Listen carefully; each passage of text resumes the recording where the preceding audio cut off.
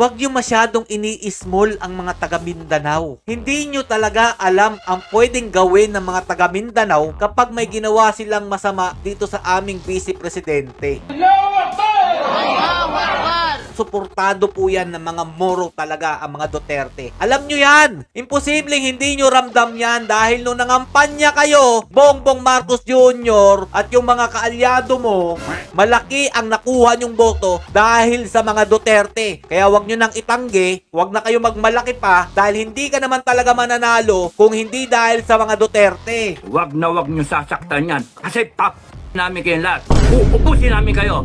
Yan ang threat sa presidente. Sige, kulong nyo! Hindi nyo kami matatakot. Kami mismo sa FGF, hindi nyo kami matatakot. Mga kayo. Hindi kayo kongreso, binaboy nyo yung kongres. Hayop kayo, kontem kayo, yayabang ninyo. Mga bopol naman kayo, mga tanga. Kaya siguro bumahag yung buntot ni PBBM. Narito ang Balitang Pinoy TV. Yo, what's up mga lods? It's Miguel Peps TV. Welcome back po sa ating channel. PBBM, di umano'y pinatigil daw po ang plano ng impeachment para po kay VP Sara Duterte.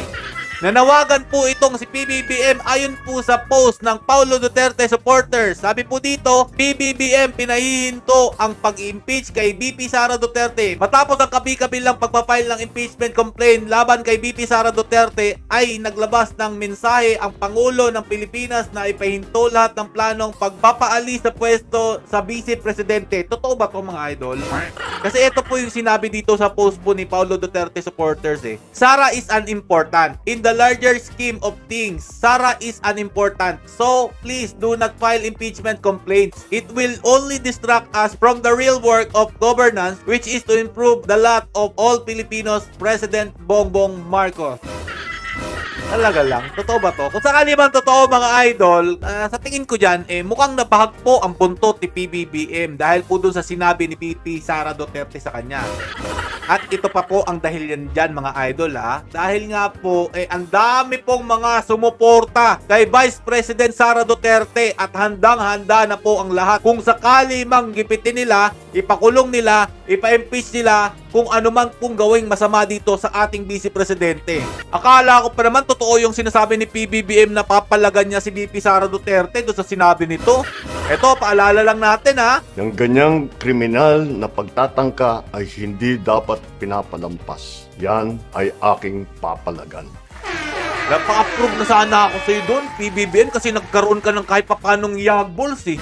Pero dito sa post mga idol, parang ang dating binabawi nyo na kasi alam nyo ang mangyayari. Mukha kasing natakot si PBBM sa posibleng mangyari dito po sa kaguluhan sa ating bansa kapag may hindi sila magandang ginawa dito po sa ating Vice President. Tama po ba ako o mali? Ramdam nyo rin yan. Alam ko, kahit yung mga yung loyalistang tanso na yan, ramdam ninyo kung gaano pa rin kainit ang suporta sa mga Duterte. Ang dami na nga nagagalit, ang dami na nagpo-post. Kung ano man mangyari sa Vice Presidente natin, alam nyo na mangyayari dyan. Gulo talaga. So eto, pakinggan natin kung gaano po nagpahayag ng suporta ang MNLF kay VP Sara Duterte. Isa rin po yata itong factor. Kaya po sinabi itong wag daw pong ipa-impeach si VP Sara Duterte. Pakinggan po natin mga Lodi. Nandito ang MNLF. Ipatawag lang kami ni Vice President and we are ready. The MNLF is always ready. Dapat hindi nila ginawa kay Vice President Inday yan. Tama. Very obvious talaga. Nasana sa panawagan niya, pamilya niya, mother, mga anak. Nandito ang MNLF. Ipatawag lang kami ni Vice President and we are ready. The MNLF is always ready. Always ready. Yan po ang sabi ng MNLF leader, mga idol. O yung mga tansong talangka, akala nyo po ang tapang-tapang nyo. Kapag may nangyari kay VP Sara Duterte, tuntua pa kayo, hindi nyo alam yung magiging resulta nito. Huwag nyo masyadong ini-small ang mga taga Mindanao. Hindi nyo talaga alam ang pwedeng gawin ng mga taga Mindanao kapag may ginawa silang masama dito sa aming Vice Presidente. O eto pa mga idol dahil sabi nyo wala na si Tatay Duterte, wala na po siyang power. Panoorin nyo kung gaano siya sinusuportahan ng mga moro dito sa amin sa Davao City. Allahu Akbar! Allahu Akbar! Allahu Akbar!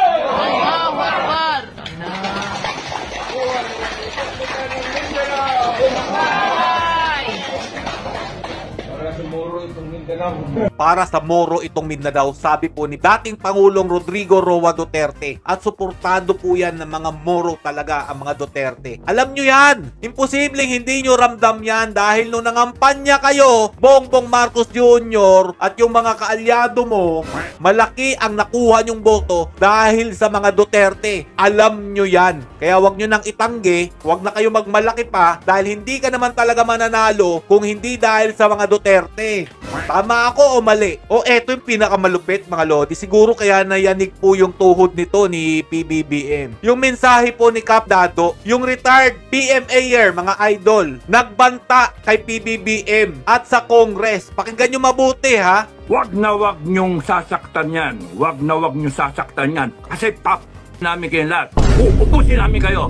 Yan ang threat sa presidente. Yan ang totoong threat kung sakali man na meron kayong gawin. Sabi po dito ni Cap Dado, wag nyong sasaktan ang Vice President. Kung hindi, uubusin daw po kayong lahat. Yan po ang binitawang salita ni Cap Dado. O, threat yon? Hindi, di ba? Dahil nga, kapag meron lang kayong ginawa dito kay VP Sara Duterte, ganun yun. Yung mga hindi nakakaintindi. Kung gusto nyo mangyari yung sinabi nila, eh di gawin nyo yung plano nyo kay VP Sara Duterte na magkaalaman na. O, tuloy pa natin. Subukin nyo kami ngayon. Gago kayo. Huwag nyong gagalawin si Inday. Naghihintay lang yung grupo ko eh. Naghihintay lang. Tang nyo. Gago kayo. Sige, kulong nyo. Pinakamaganda dyan, kulong nyo. Kulong nyo si Inday. Nyo, hindi nyo kami matatakot. Kami mismo sa FGF, hindi nyo kami matatakot. Mga gago kayo. Pati kayo, Kongreso, binaboy nyo yung Kongres. Sayop kayo, kontem kayo. Yayabang ninyo. Mga bokol naman kayo, mga tanga. Oh, Congress, makinig kayo. Astig-astigan kayo dyan. Iba talaga magsalita, mga lodi, kapag yung mga gantong klaseng retired military. Ay nako, kapag sinabi nila ay gagawin talaga nila. Ayan, nag-aabang na raw po yung mga kasamahan nito kung ano man ang mangyari sa aming Vice Presidente ha. Kaya siguro bumahag yung buntot ni PBBM kung totoo man tong post na ito na pinapatigil niya na ang plano yan po sa papa-impeach kay VP Sara Duterte. Mga hayok na hayok ko yung sa kapangyarihan eh. Wala talaga yung ano mo, reasoning mo eh. Bobo ka talaga eh. Pangag ka eh. Binabasa mo pa eh. Wala ka, hindi galing sa puso eh. Binabasa mo eh. Di ba sabi nila wala daw pong script si BBM kapag nagsasalita sa madla? Yung pag-rest back niya sa sinabi ni VP Sara Duterte, scripted eh. May binabasa lata naman talaga.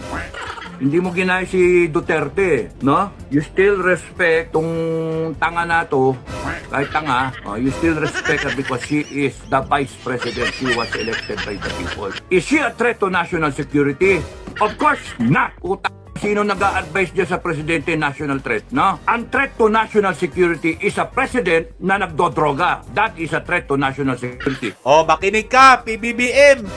Corruption is a threat to national security. Kasi pagka nagnanakaw ka, hindi umaabot sa mga kababayan natin ang dapat na serbisyo. Hindi nabibili ng armed forces yung kanyang dapat bilhin na equipment. Therefore, mahina yung armed forces. Kaya threat to national security. Hindi nagagawa ng gobyerno yung dapat niyang gawin in terms of services, in terms of delivery ng mga dapat basic needs. Yung food security natin, import tayo ng import. Therefore, yung pagnanakaw ng Congress is a threat to national security. Yung droga na yan is a threat to national security. Hoy, Congress, makinig kayo! Mga hinayo pa kayo? Congress is a threat to national security. Yung ginagawa niyan, nandyan yung NPA. That is a threat to national security. Bopol, kayong lahat.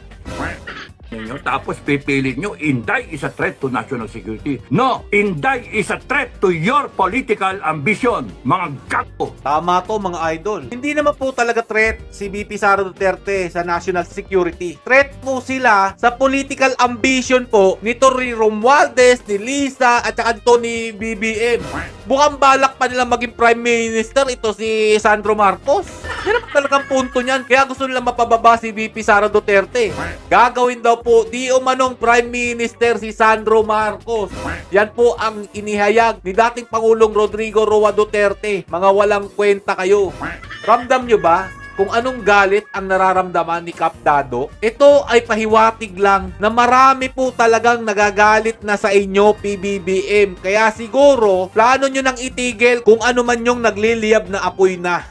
O, di ba? Naramdaman nyo rin ang galit ng sambayan ng Pilipino, lalong-lalo na yung may mga katungkulan. Akala nyo kasi, porket nasa posisyon kayo, walang aalma. Maraming matatakot sa inyo dahil kayo'y makapangyarihan.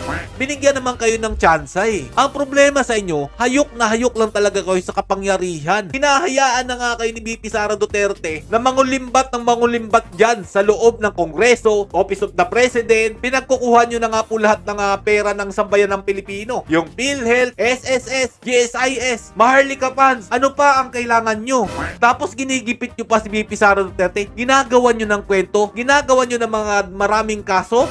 Diyan, magsisimula ang kaguluhan sa bansa kapag hindi nyo tinigil ang inyong panggigipit sa mga Duterte, sa mga alyado nito. Tapusin nyo na lang ang termino. Hindi naman kami magsasalita ng ganito kung hindi nyo ginigipit ang mga Duterte. Ako mga Lodi, kung matagal na kayo nakasubaybay sa aking channel, simula nung nanalo itong unit team na to, sinabi ko sa inyo na titigil muna ako sa political vlog. Pero nung nakita ko mga Lodi na ginigipit na ang mga Duterte, ay iba na to. Kaya ako bumalik bilang vlogger. Ang dati kong kinukontent na about sa online casino dahil laganap na ito sa panahon ni Bongbong Marcos Jr. Pero dito, pinilit nyo akong bumalik sa political vlogging. Kaya ngayon, nagagalit kayo sa akin? Ba't ako nagsasalita ng ganito? Dahil nakikita namin ang panggigipit, pang-aabuso ninyo ng kapangyarihan, pangungulimbat nyo ng pera dito sa ating bansa. Hindi na kayo nakontento, nakuha na ninyo ang inyong gusto nyo pang manatili dyan sa pwesto? Tama ba o mali ang ginagawa namin bilang mamamayang Pilipino na magsalita kung ano nakikita naming mali? Kaya kung ako sa inyo, tigil-tigilan nyo po ang mga Duterte. Kung ayaw nyo magkagulo sa ating bansa, hindi po tayo mananalo. Wala pong kaunlaran na mangyayari sa kaguluhang inuumpisahan ninyo. Huwag nyong sabihin ang mga Duterte ang nagsimula nito. Dahil yung panggigipit ninyo sa mga Duterte ang punot dulo ng lahat ng ito. Hayaan nyong matapos ang termino ninyo. Hayaan nyong bumoto uli kami ng bagong presidente. Huwag nyong ipilit ang kagustuhan ninyo about dyan kay Romualdez dahil hindi talaga namin yan iboboto. So mga Lodi, kayo na bala humusga kung ano po talaga naging dahilan. Kung totoo man pong sinabi po ba ni PBBM na wag na pong ipa-impeach si VP Sara Duterte. Abangan po natin ang lahat ng iyan. Stay safe mga Lods and God bless you all. Duterte pa rin. Salamat po sa inyong mga suporta. Ito na nga mga kabalita. Ano na ang masasabi nyo patungkol sa balitang ito? Please comment down below mga kabalita. Pag-usapan natin yan sa comment section. At kung di ka pa nakasubscribe sa ating channel, baka naman